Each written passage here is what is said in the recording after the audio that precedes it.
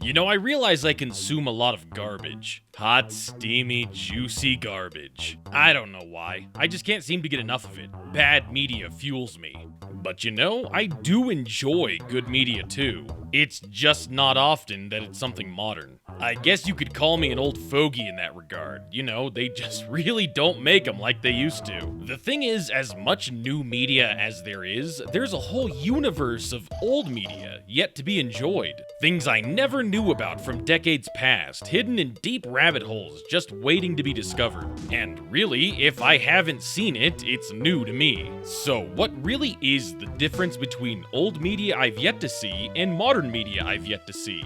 Well, in this old fogey's honest opinion, it's more likely that the old stuff will be higher quality. And today, my friends, I bring you one of those fine examples. This is The Fool of the World and the Flying Ship. Now, while I know it's new to me, there's a good chance you've already seen this. So if you have, bear with me for a moment while I catch everyone else up. Grab yourself a cup of nog, a hot chocolate, or a nice smooth scotch and gather round the fire. You have your blanket, right, Butler? Butler? Huh.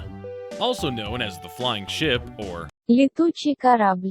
The Fool of the World and the Flying Ship is a Russian fairy tale. A man named Arthur Ransom included the story in a collection of Russian folk tales, where he states that, quote, "These stories are those that Russian peasants tell their children and each other."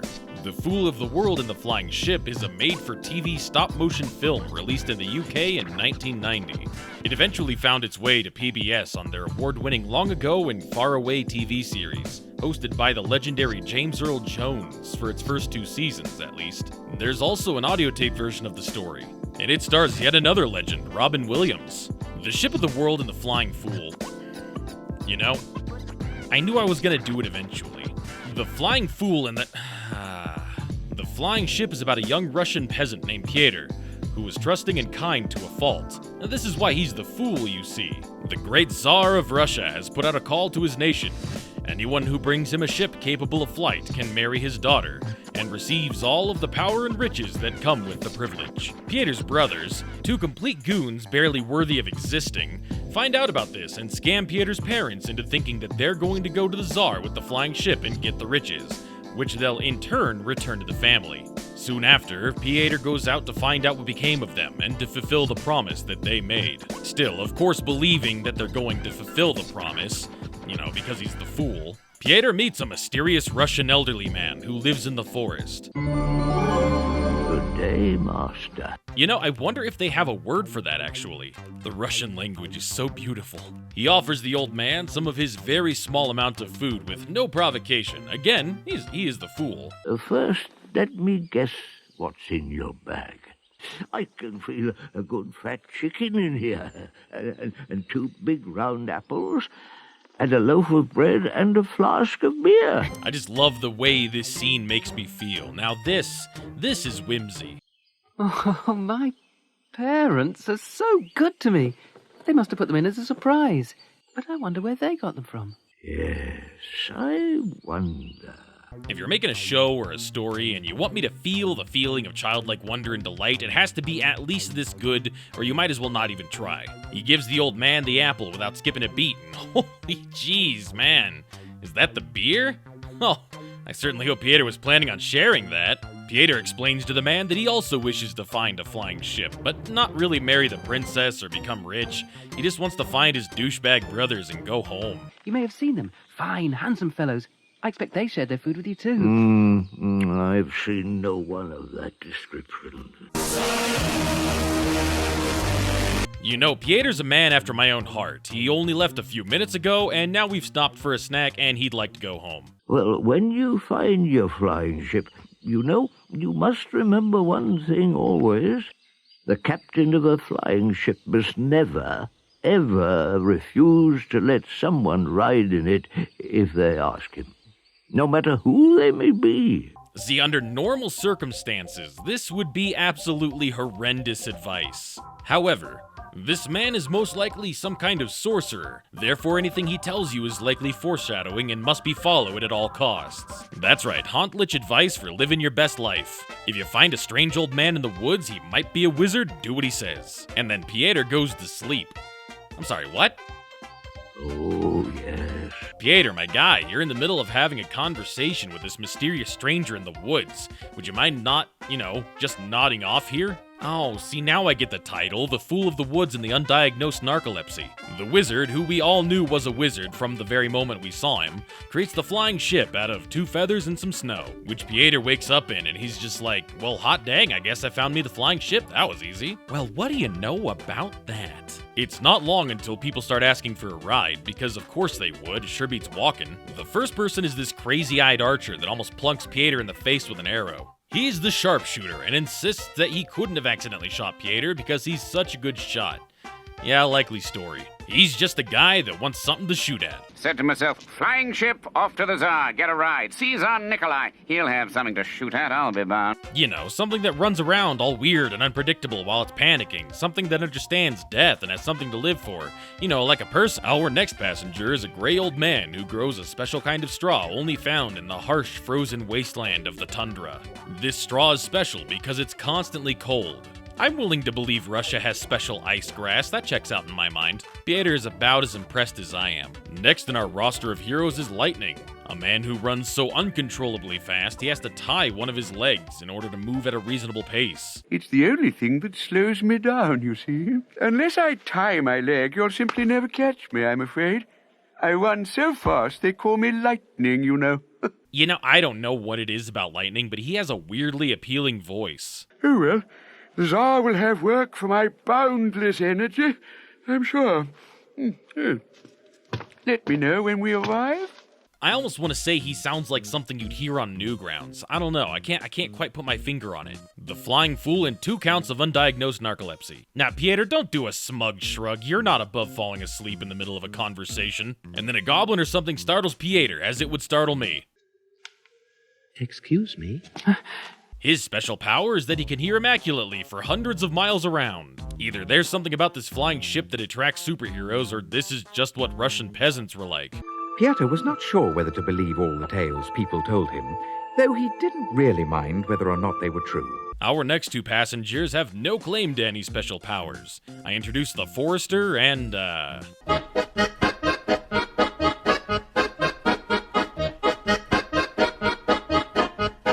Why does the Forester's wife have green skin? Is she alright? Is this just another thing I can chalk up to being a normal aspect of Russian peasantry? They're so happy that the Forester's, wife brought cakes and pies that they start to sing. And boy howdy do they sing. We're off to see His Majesty the Tsar. We're off to see His Majesty the Tsar.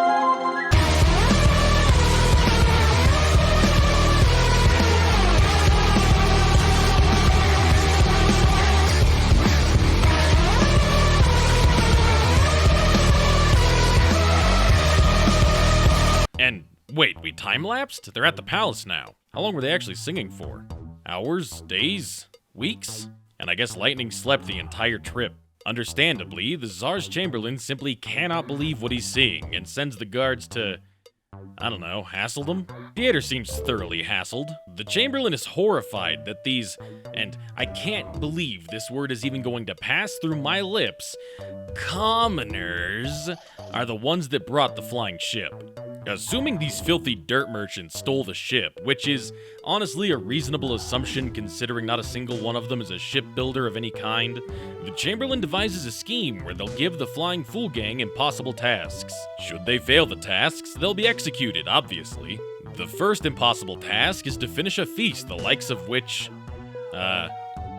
doesn't even look like that much by modern American standards, let's be real. Oh no, am I fat? However little these poor morsels be.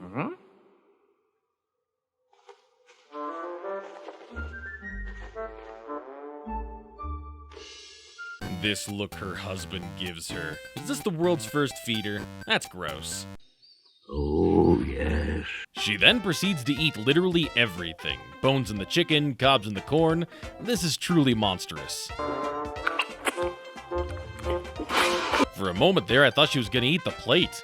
I think the Chamberlain thought so too. But now it's time for the dessert course, which means...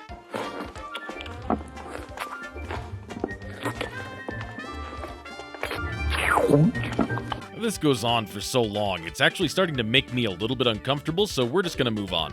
That's right, they ate all the food, which was supposed to be completely impossible for all of these people, so...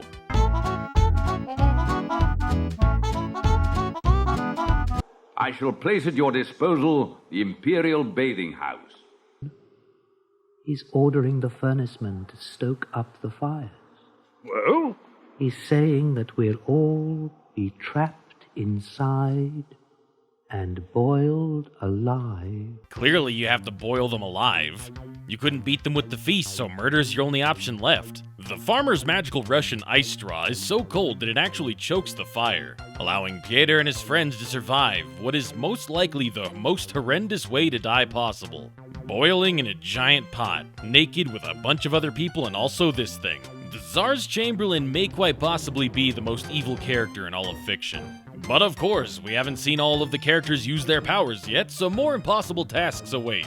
1,000 miles away, there is a magic lake of silver water. The objective is to get a bottle of the water, bring it back, and do it in 5 minutes. If you can't, you die. Well, gee golly gosh, I wonder who could help with this one. Are we off again? Jolly good. Should be. Ship won't go. New task. Go Lake Volskaya, fetch water. Don't fetch it in 5 minutes. Heads off. Oh, right. Give me the bottle. Do you have any idea how fast I am? I'm fast as fuck, boy! Can you hear him coming? No. I can hear a sound. Yes. I can hear him Coming? He fell asleep again. I don't even have a joke for that. He straight up fell asleep even though they're at risk of death. The solution?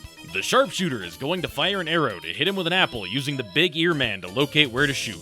Obviously. Got him. Don't shoot him! This warning feels a few seconds late, but I don't think Pieter was paying attention. I don't think you have any idea how fast I really am. Of course he makes it back in time and gives Pieter the water, but have you ever noticed how awkward it is when stop-motion characters run? Pieter talks smack to the Tsar and gets sent to the dungeon. And don't come back. Tell your master, the Tsar Nikolai, that tomorrow we come at the head of an army mightier than his own to rescue our friend Pieter. The Forester writes one hell of a check with his mouth here. His plan to create an army involves planting these trees, which, honestly, what is going on here? They're not actually planting the trees, they're just packing them into the snow. That's not how trees work. It doesn't matter how fast the trees grow, they need to be planted in dirt. Also, how are trees gonna...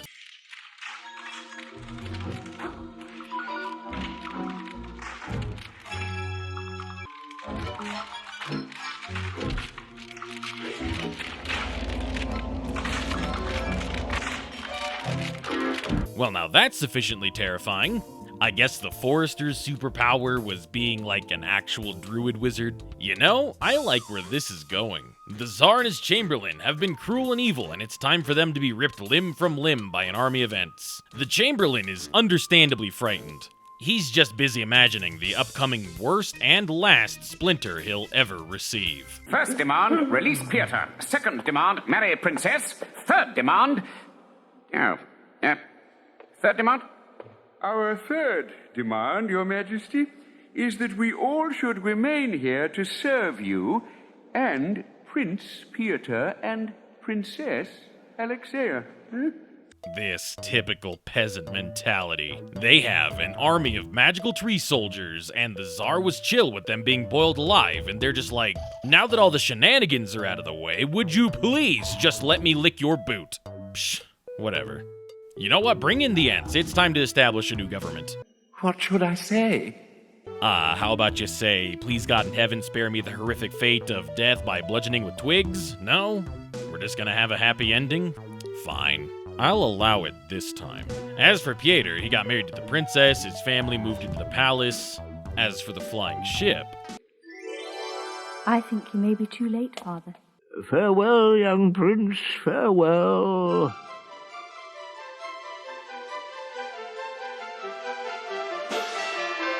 What? That wizard's stealing my ship! Was this your scheme the entire time? That's it. The deal's off. No ship, no marriage, beheadings for all of you. God, I can't believe what a waste of a day this was. I'm going to bed. Should've just tried to boil you guys again. Would've worked the second time. You probably noticed I did a fair bit of clowning on this movie, despite saying that I liked it a lot. I also didn't mention the princess character at all, despite her being the catalyst for the whole thing. It's because I want you to watch it. I want you to watch this movie. I don't want you to have any excuse not to watch it. It's less than an hour long. Just do it.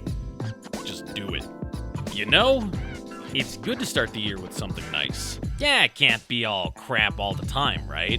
I'm actually feeling pretty confident about the rest of the year. Very optimistic.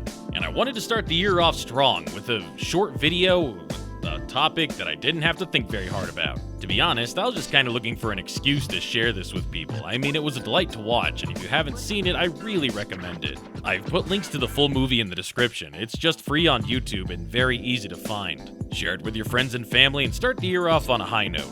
What did I miss? Oh, Butler, I was wondering where you went. You're not gonna respond to that? Okay. Well, I was just watching a delightful, winter holiday Russian movie? Look, I liked it, okay? It was nice. Of course, so what time you watch something nice I'm not here? Well, I'm glad you had fun. See you in 1 month. What do you mean, see you in a month? Wait, Butler, come back. What do you mean by that? What do you mean by see you in a month? Thanks for watching. If you like what you saw, click on my channel for more HauntLich content. And be sure to catch me live on Twitch at twitch.tv/HauntLich. I play video game on Fridays and Saturdays. And you know, you could tell someone about the channel. I don't really care who. Maybe make some new friends and tell them about my channel. Use me as an icebreaker. That ought to score you some brownie points with the cool kids. They might even let you sit at their table and stop pantsing you in the middle of the cafeteria. Who knows?